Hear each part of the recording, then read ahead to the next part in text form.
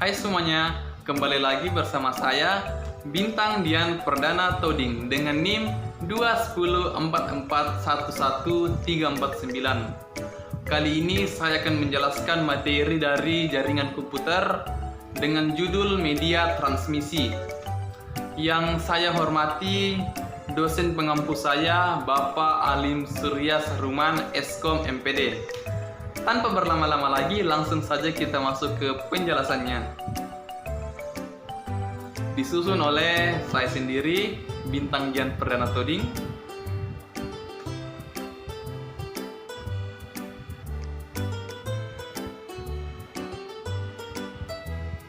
Latar belakang.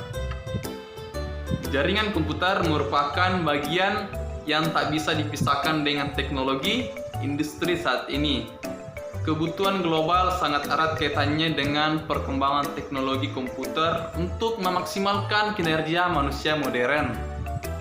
Media transmisi merupakan bagian dari lapisan paling bawah dari lapisan OSI, yaitu physical. Media transmisi ini merupakan bagian dasar yang paling diutamakan sebelum memulai transmisi data. Di sisi lain, media transmisi ini sulit dikuasai oleh para programmer atau bahkan diabaikan karena dianggap hanya untuk pekerja kasar. Padahal, media transmisi merupakan dasar sebelum memulai membangun jaringan untuk melakukan transmisi data. Oleh karena itu, penulis atau saya sendiri membuat makalah yang berjudul media transmisi untuk menjawab permasalahan-permasalahan tersebut. Sejarah awal mula TCP/IP atau Transmission Control Protocol atau Internet Protocol dalam jaringan komputer. Sejarah TCP/IP dimulai dari lahirnya ARPANET, yaitu jaringan paket switching digital yang ditandai oleh DARPA atau Defense Advanced Research Project Agency pada tahun 1969. Sementara itu, ARPANET terus bertambah besar sehingga protokol yang digunakan pada waktu itu tidak mampu lagi menampung jumlah node yang semakin banyak. Oleh karena itu, DARPA menandai pembuatan protokol komunikasi yang lebih umum, yakni TCP/IP. Ia diadopsi menjadi standar ARPANET pada tahun 1983. Kemudian, sejarah jaringan komputer. Sejarah pertama kali dimulai dari munculnya ide atau gagasan untuk menggunakan satu komputer secara bersama-sama. Proyek ini dijalankan oleh sekelompok periset dari Universitas Harvard di Laboratorium Bell yang dikepalai oleh Howard Aiken. Rumusan masalah. Dari uraian latar belakang di atas, beberapa permasalahan yang akan dibahas pada penjelasan kali ini adalah: yang pertama itu, apa definisi media transmisi? Yang kedua, apa media transmisi yang termasuk jenis media transmisi guided? Yang ketiga, apa media transmisi yang termasuk jenis media transmisi unguided? Kemudian tujuannya, yang menjadi tujuan dari penulisan makalah yang sudah saya buat dan saya presentasikan kali ini adalah: yang pertama itu mengetahui definisi media transmisi. Yang kedua, mengetahui media transmisi yang termasuk jenis media transmisi guided. Yang ketiga, mengetahui media transmisi yang termasuk jenis media transmisi unguided. Kemudian ada manfaat penelitian bagi penulis, menambah pengalaman dan pengetahuan bagi penulis tentang media transmisi. Untuk masyarakat, menambah pengalaman dan pengetahuan pada masyarakat tentang media transmisi.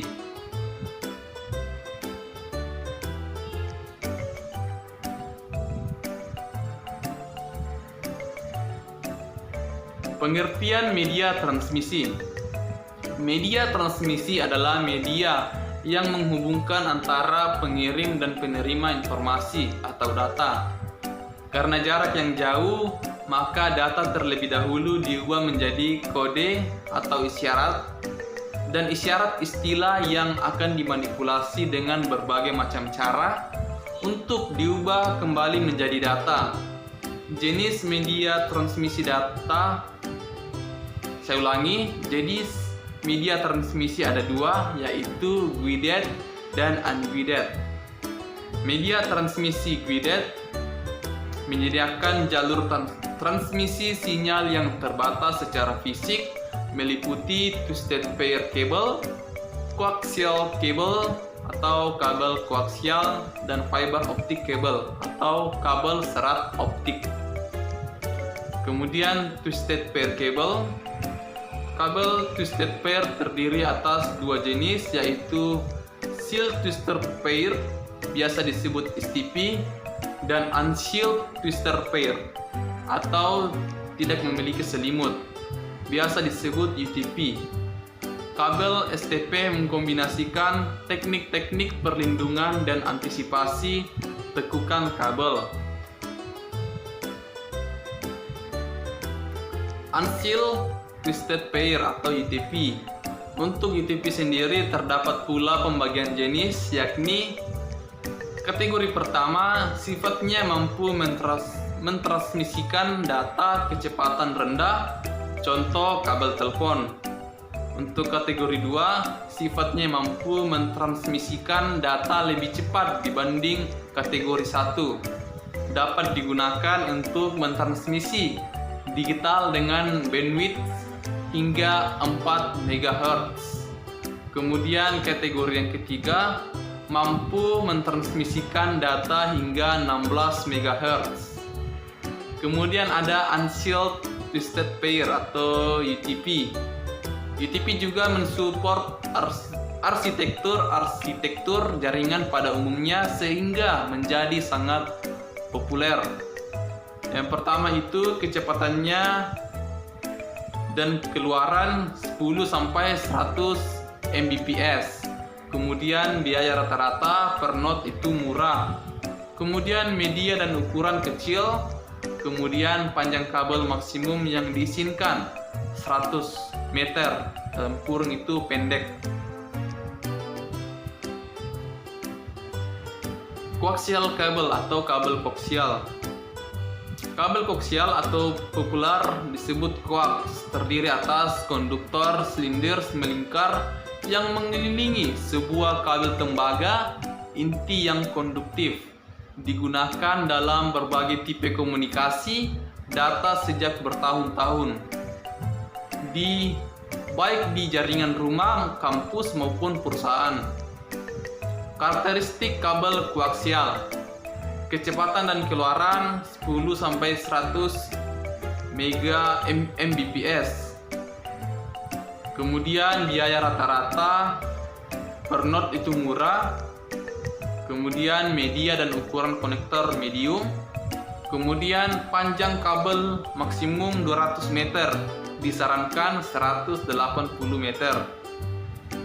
Untuk tin koaksial dan 500 M untuk thick koaksial. Kemudian ada fiber optic kabel atau kabel serat optik.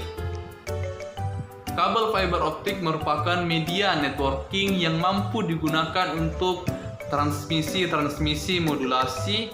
Beberapa keuntungan dari kabel fiber optik itu sendiri. Yang pertama, kecepatan.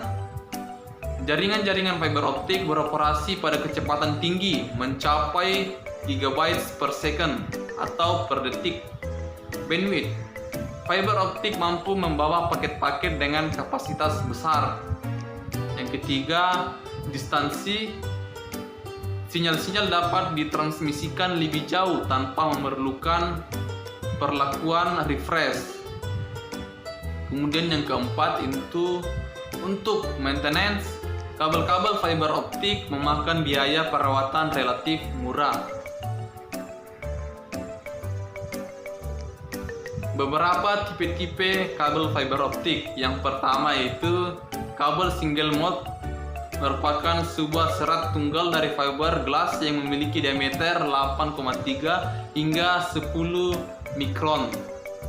Kabel multimode adalah kabel yang terdiri atas multi serat fiberglass dengan kombinasi atau range diameter 50 hingga 100 mikron. Yang ketiga, plastik optical fiber merupakan kabel berbasis plastik terbaru yang memiliki performa familiar dengan kabel single mode. Kemudian ada media transmisi unguided. Media unguided mentransmisikan gelombang elektromagnetik tanpa menggunakan konduktor fisik seperti kabel atau serat optik. Contoh sederhana contoh sederhana adalah gelombang radio seperti microwave, wireless mobile, dan lain sebagainya. Kemudian ada 3 macam wilayah frekuensi antara lain. Yang pertama, gelombang mikro atau microwave 2-40 GHz. Kemudian ada gelombang radio 30 MHz sampai 1 GHz. Kemudian ada gelombang inframerah. Media transmisi tidak terpandu atau unguided terbagi atas 4 bagian, yaitu yang pertama gelombang mikroterestrial atau atmosfer bumi, kemudian ada gelombang mikrosatelit, kemudian ada radio broadcast, dan yang terakhir inframerah. Kesimpulan dari presentasi kali ini, itu yang pertama, media transmisi adalah media yang menghubungkan antara pengirim dan penerima informasi atau data. Karena jarak yang jauh, maka data terlebih dahulu diubah menjadi kode atau isyarat, dan isyarat inilah yang akan dimanipulasi dengan berbagai macam cara untuk diubah menjadi data. Yang kedua, guided. Media menyediakan menyediakan jalur transmisi sinyal yang terbatas secara fisik meliputi twisted pair cable, coaxial cable atau kabel koaksial, dan fiber optic cable atau kabel serat optik. Media unguided mentransmisikan gelombang elektromagnetik tanpa menggunakan konduktor fisik seperti kabel atau serat optik. Contoh sederhana adalah gelombang radio seperti microwave, wireless mobile, dan lain sebagainya.